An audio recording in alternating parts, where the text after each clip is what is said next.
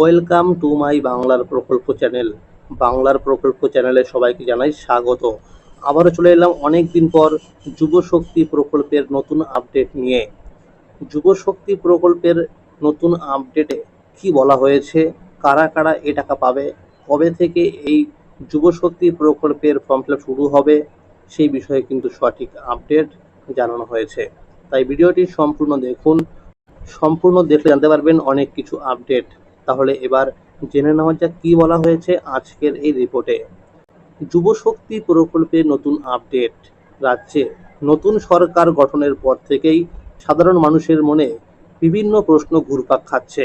বিশেষ করে বেকার যুবক যুবতীদের মধ্যে যুব শক্তি প্রকল্প নিয়ে আগ্রহ ও জল্পনা সবচেয়ে বেশি। ভোটের আগে বিজেপি প্রতিশ্রুতি দিয়েছিল যে ক্ষমতায় এলে বেকার যুবক যুবতীদের প্রতি মাসে ৩,০০০ টাকা করে আর্থিক সহায়তা দেওয়া হবে। ইতিমধ্যেই লক্ষ্মীর ভাণ্ডার প্রকল্পের পরিবর্তে অন্নপূর্ণা যোজনা চালু হয়েছে। এই প্রকল্পের মাধ্যমে উপভোক্তাদের প্রতি মাসে ৩,০০০ টাকা করে দেওয়া শুরু হয়েছে বলে জানা যাচ্ছে। তবে এই সুবিধা পেতে নতুন করে আবেদন করতে হচ্ছে। ফলে আগের সরকারের লক্ষ্মীর ভাণ্ডার প্রকল্পের বহু উপভোক্তার নাম তালিকা থেকে বাদ পড়েছে। অন্যদিকে বিধবা ভাতা, প্রতিবন্ধী ভাতা এবং বার্ধক্য ভাতার আর্থিক সহায়তাও বাড়ানো হয়েছে। আগে যেখানে মাসিক ১,০০০ টাকা দেওয়া হতো, সেখানে এখন ২,০০০ টাকা করে দেওয়ার কথা জানানো হয়েছে। সূত্রের খবর, চলতি জুন মাস থেকেই এই বর্ধিত অর্থ প্রদান শুরু হতে পারে। এদিকে নতুন সরকারের মন্ত্রীদের বিভিন্ন দপ্তর বন্টন সম্পন্ন হয়েছে। যুবশ্রী প্রকল্প এবং যুবসাথী প্রকল্পের ওয়েবসাইটেও পরিবর্তন লক্ষ্য করা গেছে।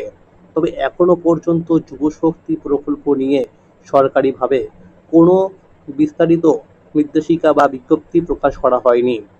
কবে আবেদন শুরু হবে, কিভাবে আবেদন করতে হবে এবং কি কি নথিপত্র লাগবে, সেই বিষয়ে এখনো কোনো স্পষ্ট তথ্য সামনে আসেনি। আগামী ১৫, ১৬ এবং ১৭ জুন রাজ্যের সমস্ত জেলায় জনকল্যাণ শিবির অনুষ্ঠিত হবে।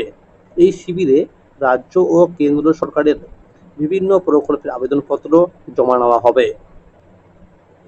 তবে যুব শক্তি প্রকল্পের আবেদন এই শিবিরে গ্রহণ করা হবে কি না, সেই বিষয়ে সরকার এখনো কিছু জানায়নি।